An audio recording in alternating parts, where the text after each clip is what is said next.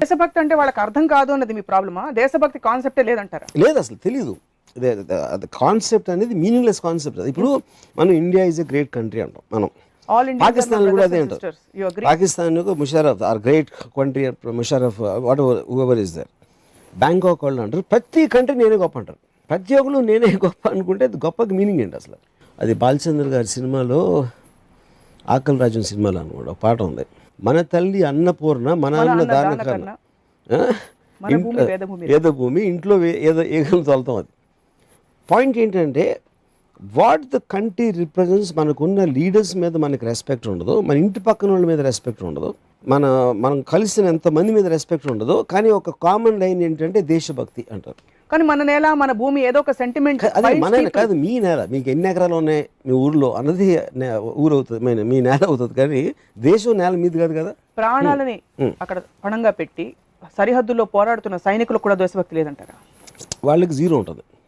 దానికి కారణం ఏంటంటే అదొక ఆర్గనైజేషన్. ప్రతి ఒక్కళ్ళు జాబ్ చేసినట్టు ఆర్మీ కూడా జాబ్ చేస్తుంది. అక్కడ మీరు ఒక పర్టికులర్ పని ఇచ్చినప్పుడు కేవలం ఒక యూనిఫామ్ వేసుకున్నంత మాత్రాన వాడు మనసు మారిపోదు, ఏమీ మారిపోదు. నేను ఒక ఎగ్జాంపుల్ చెప్తాను మీకు. కార్గిల్ వార్ అయినప్పుడు ఒక పర్టికులర్ పాయింట్, ఒక హిల్, మన టైగర్ హిల్ దగ్గర ఒక పాయింట్లో ఒక పాకిస్తానీ టీం దాన్ని హోల్డ్ చేస్తూ ఉంటే ఇండియన్ మిలిటరీ ఒక బ్యాటిల్ జరిగింది. దాంట్లో నియర్లీ 38 పీపుల్ చచ్చిపోయారు, మన భారతీయ సోల్జర్స్. వీళ్ళు మొత్తానికి టేక్ ఓవర్ చేశారు ఒక వారం అయిపోయిన తర్వాత. ఎప్పుడైతే పాకిస్తాన్ టీం దొరికిందో అక్కడ ఒక క్యాప్టెన్ ఇక్రముద్దీన్ అని అతన్ని చంపేశారు. నాకు చాలా క్లోజ్ అయిన ఒక జర్నలిస్ట్ ఢిల్లీలో ఉన్నాడు అప్పుడు కార్గిల్ ఆ పర్టికులర్ పాయింట్లో. తను చెప్తున్నాను, ఈ క్యాప్టెన్ ఇక్రముద్దీన్ బాడీని కిందకి తీసుకొచ్చి వీళ్ళు ఆల్రెడీ ఎంతమంది వాళ్ళ ఫ్రెండ్స్ కలీగ్స్ చచ్చిపోయారు, ఎనిమీ సోల్జరు చచ్చిపోయిన బాడీని వాళ్ళు పొడిసి తన్ని ఆ కోపాన్ని తట్టుకోలేక చేసి తర్వాత అందరూ కూర్చుని జేబులు గీబులు అన్నీ చెక్ చేస్తే జేబులో ఒక లవ్ లెటర్ దొరికింది. ఎవరు వైఫ్ రాసిన ఒక లెటర్. దాంట్లో she said something like what ever happens don't forget to smile, that is the second best you can do with your lips అని రాసిన. ఒక సోల్జర్ ఏమో మా పెద్ద రొమాంటిక్ ఇడు అని ఏదో హిందీలో అన్నాడు. అంటే ఏంట్రా నీ వైఫ్ లేదా ఏంటి ఎలా మాట్లాడుతావు అని ఇంకోటి కోపం వచ్చింది. సో సడన్గా ఎనిమీ సోల్జరు అక్కడ చచ్చిపోయి పడున్న అతను వాళ్ళకు వచ్చిన లెటరే తనకి వచ్చింది కాబట్టి అతను హ్యూమన్ బీయింగ్ అయిపోయాడు. అటు పాకిస్తాన్ కూడా ఇంకేంటి అనేది మర్చిపోయారు. దాని తర్వాత ఇంకొక లెటర్లో నువ్వు పాయింట్ని పట్టుకోవడానికి బాగా చేస్తున్నావు అని కమాండింగ్ ఆఫీసరు ఒక లెటర్ రాశాడు. ఆ లెటర్ ఉంది ఇంకోటి. అది చూసి ఒక ఇండియన్ సోల్జర్ నవ్వటం మొదలుపెట్టాడు.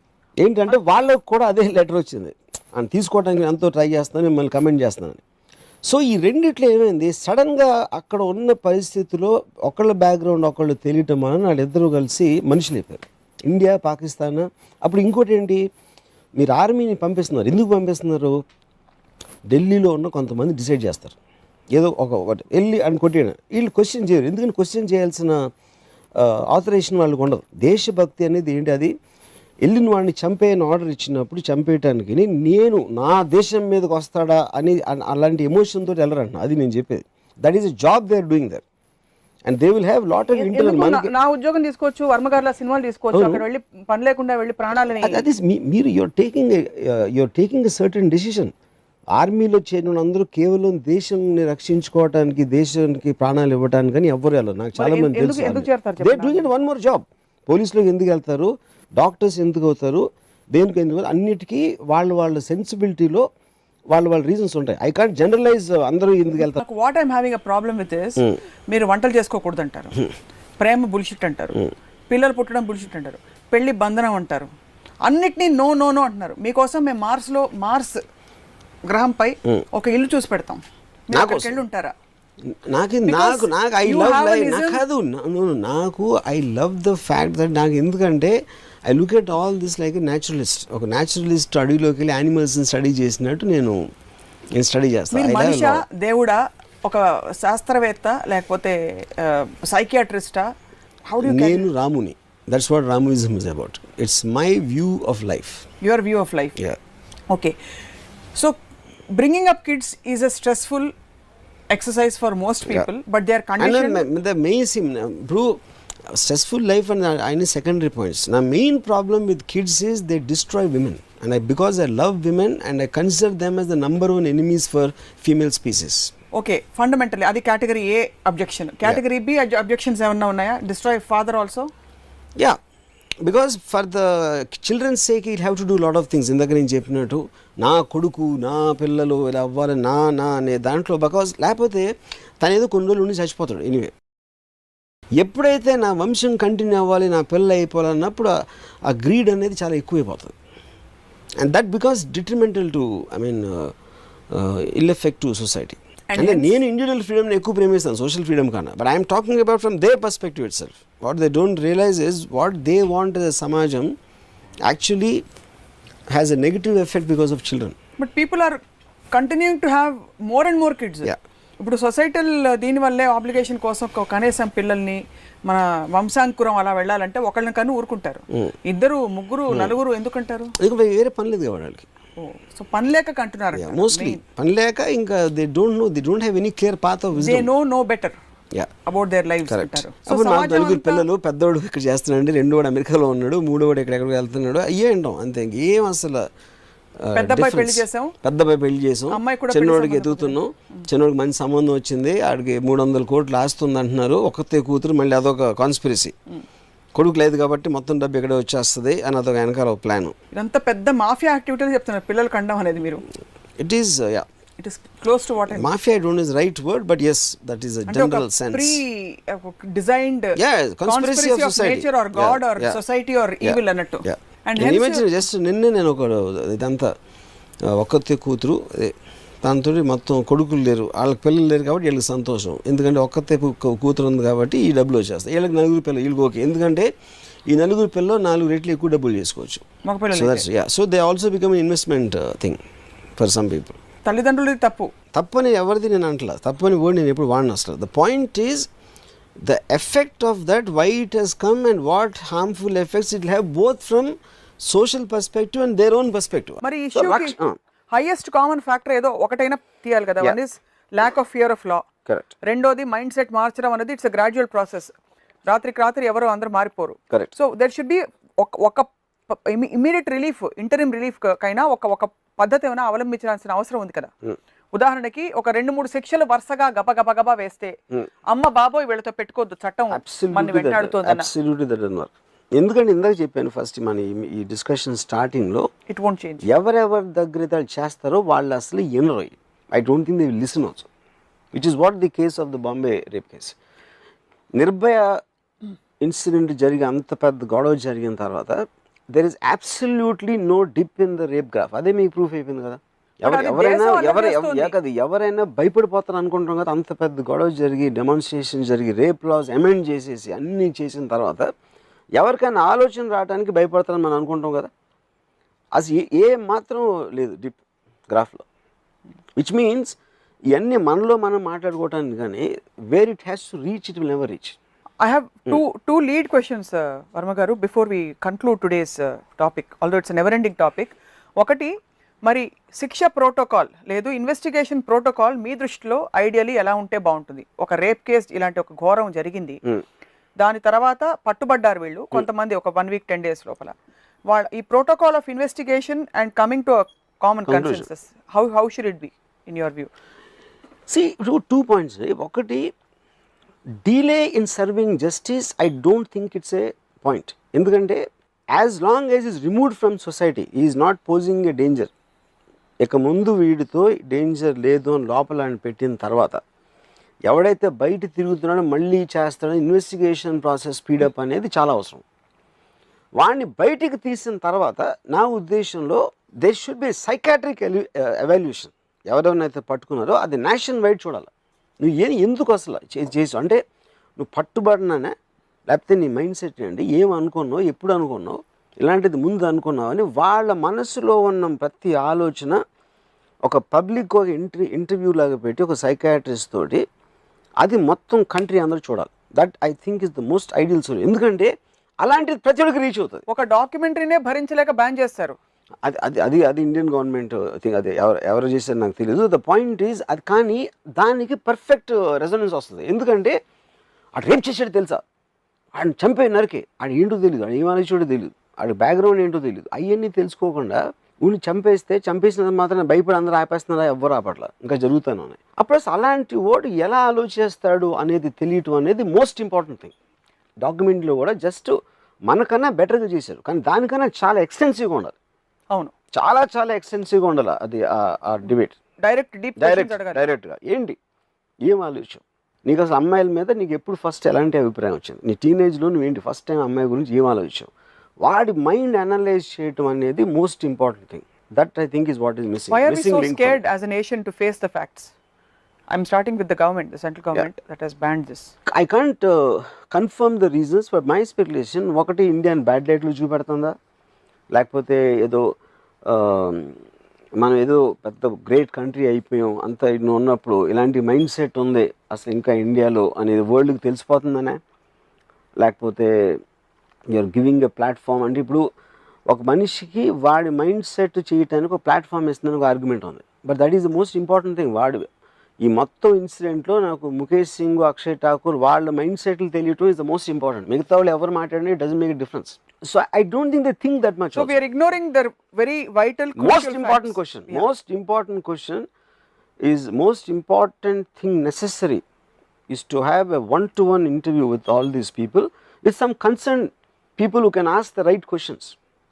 అంటే ఇంట్రాగేషన్ కాదు నేను అనేది, ఏంటి అసలు ఇలా ఎందుకు ఆలోచిస్తున్నాం అనేది వాడి టోటల్ అంటే autobiography of his mind, of rapist mind who did such a heinous act. I think that's most important. So as we conclude, నాకు రెండు మూడు డౌట్లు దయ్యాల గురించి, సిన్స్ మీకు బాగా ఫ్రెండ్స్ బాగా తెలుసు కాబట్టి, దయ్యాలకు ఎప్పుడు కాళ్ళు ఎందుకు వెనక్కి తిరిగి ఉంటాయి మీకు ఏమైనా తెలుసా? See, first of all, there's one of the stories of ghosts. అంటే ఇప్పుడు ఎవరు చూసిన వాళ్ళు ఉండరు, ఇంపాసిబుల్. అంటే చెప్తారు, నా చిన్నప్పటి నుంచి వింటున్నాను కాళ్ళ వెనకాల తిరుగుతాయి, లేకపోతే ఓ స్త్రీ రేపురా అనేది ఎవరో ఒక అమ్మాయి రోడ్డు మీద నడుస్తూ ఉంటుంది, ఇలాంటివన్నీ. Because there are folklore stories. ఎవరికి ఎక్కువ ఇమాజినేషన్ ఉంటే వాళ్ళు ఇలాంటి కథలు పుట్టిస్తూ ఉంటారు. దెయ్యాలకి ఇలా ఉంటాయి, అలా ఉంటాయి, వీళ్ళు పెద్దగా ఉంటాయి, లేకపోతే తెల్ల చీర, గజ్జలు చప్పుడు, నల్ల పిల్లి, ఇవన్నీ elements of the so called folk stories. Do you know anybody who has actually seen a ghost? Lot of people claim. అంటే నేను అనేది నేను చూసానని చెప్తారు. చూసాను ఎలాగా అంటే వాళ్ళ డిస్క్రిప్షన్ ఈజ్ వెరీ వేగ్. అంటే మనకి కళ్ళలో కూడా చూడొచ్చు, not necessary have to see in real. No, అప్పుడు మీకు తెలిసిన అతన్ని చూసారా, ఒకవేళ తెలియని అతన్ని చూస్తే మొహం ఎలా ఉంది, లేకపోతే మీకు తెలిసిన వాళ్ళే దెయ్యమే వచ్చారా, ఇలా రకరకాల. But I think lot of people, I mean దెయ్యాలని నమ్మేవాళ్ళు వేరులో ఉంటారు, మేబీ లక్షల్లో. ఆల్ ఆఫ్ దెమ్ వాళ్ళకు పర్సనల్ ఎక్స్పీరియన్స్ ఉండొచ్చు, లేకపోతే విని ఉండొచ్చు. The very fact that horror films as a genre is so popular across the world, which means there is that is scope for reflecting, that. yeah, It's the reflecting belief somewhere. system. Yeah. So మీకు మాత్రం ఎప్పుడు రాము రాము అని గొంతు వినిపించలే. నాకు దెయ్యం కనిపించింది, మీకు చెప్తాను ఒక టైంలో ఎప్పుడైనా. I have seen a ghost, actual ghost. But okay, summing up what we have talk today, attachment అంటే భౌతిక ప్రపంచంలో నోన్ ఫ్యాక్టర్స్ పోతాయి అనే ఫియర్ని ట్యాకిల్ చేయడానికి అటాచ్మెంట్ ఉండకపోవడం బెస్ట్ అన్నారు. అన్నోన్ ఫ్యాక్టర్ని ఒకవేళ కాంకర్ చేయాలంటే ఆ టైంలో మన తెలివి తక్కువ సైడ్ని మన తెలివైన సైడ్ డామినేట్ చేసి లాజికల్గా ఆలోచించి. అంటే పాయింట్ ఏంటంటే మీరు భయపడుతున్నప్పుడు ఎందుకు భయపడుతుందని ఆలోచించడం మొదలెడితే భయం యాక్చువల్ పోతుంది. అప్పుడు గుండె డబడబా కొట్టుకుంటూ చెమటలు కారిపోతూ దట్ ఈస్ ద పాయింట్. పీక్కుంటూ ఉంటే అదే నా ఎబిలిటీ ఉండాలా, అది అందరికీ ఉంటుందా అంటే అట్లీస్ట్ అర్థం చేసుకున్నప్పుడు యూ కెన్ ట్రై దట్. కానీ టెక్నిక్స్ ఏమైనా వర్కౌట్ అవుతాయా? డాబా మీదకి మిడ్ నైట్ 12ంటికి వెళ్ళి ఒక్కళ్ళే వెళ్ళి రావడం, గ్రేవ్ యార్డ్ లో ఒక నైట్ అంతా స్పెండ్ చేసి రావడం, ఇలాంటి టెక్నిక్స్ ఏమైనా వర్క్ అవుతాయి to conquer that kind of fear? ఎందుకంటే point is you are instead of sitting there. ఇప్పుడు మీరు వెళ్ళి ఇందాక ఎగ్జాంపుల్ ఇచ్చాను, తలుపు తెరవనంత వరకు మీకు భయం ఉంటుంది, నడిచేంత వరకు భయం ఉంటుంది. అప్పుడు వెళ్ళి మీరు తలుపు చేశారు అనుకోండి, you're confronting it, you're confronting the fear instead of letting it being in your imagination. And that's the best way to be అంటారు. Ya, to confront your, and that is where you have take risk. And of course ultimate ism, Ramuism, మనని మనం సీరియస్గా తీసుకోపోతే ఇతర రకాల భయాలు కూడా పోతాయి. మన కిరీటం పడిపోతుందా, లేకపోతే మనని 10 మంది ఎక్స్పెక్ట్ చేసేది మనం ఫుల్ఫిల్ చేయలేకపోతామేమో, ఇలాంటి ఫియర్స్, అండర్ కరెంట్, ఇంకా కిల్లర్ ఫియర్స్ అవి. దెయ్యం అంటే స్పెసిఫిక్ ఫియర్ కనీసం, this is a bigger fear actually to live. Because what you are saying is going to come from the unknown elements. మన దగ్గరది పోతుందా, లేకపోతే రాదా, లేకపోతే ఇంకేమవుతుంది అన్నోన్. అంటే ఇప్పుడు these days like multiple personality disorder, when you don't have control over it, but when you have that unlimited imagination and you have your mind think so fast, దాన్ని channelise చేసే మల్టిపుల్ పర్సనాలిటీ ఆర్డర్ టైప్ లో channelise చేసే research is also coming up. Channelise fear. This is the point I tell you. ఇప్పుడు multiple personality అనేది it is called dissociative disorder in today's terms. The multiple personality as a term he's been removed from the medical dictionary. ఈ dissociative disorder ఏమవుతుందంటే ఇప్పుడు స్వప్న ఒకలా ఆలోచిస్తుంది, ఒకలా feel అవుతుంది. So the combination of that make Swapna. Same thing will happen with me as Ramu. But దీంట్లో they start getting compartmentalised. Some emotions, thoughts of మూల ఈ మూల, అంటే that is what is called dissociation. అవి ఒక పర్టికులర్ ట్రిగర్ పాయింట్లో ఒక ర్యాపిడ్ చేంజ్ వస్తుంది. అంటే ఇప్పుడు నేను నవ్వాను అనుకోండి, ఓకే నేను జోక్ నవ్వాను, సీరియస్ అయితే నేను ఏదో కోపం సీరియస్ అయ్యాను, లేకపోతే ఇంకోటి ఏదో. కానీ సడన్గా నేను సీరియస్గా ఉండి నవ్వి మళ్ళీ కంటిన్యూస్గా ఎక్స్ప్రెషన్స్ చేంజ్ చేస్తున్నాను అనుకోండి, and without any logic behind it why I'm expressing. అప్పుడు I look like different people. అప్పుడు ఆ rapid change over of that is what which makes people feel that there is some kind of there is some different personalities inside, which is where the multiple thing can you know. True.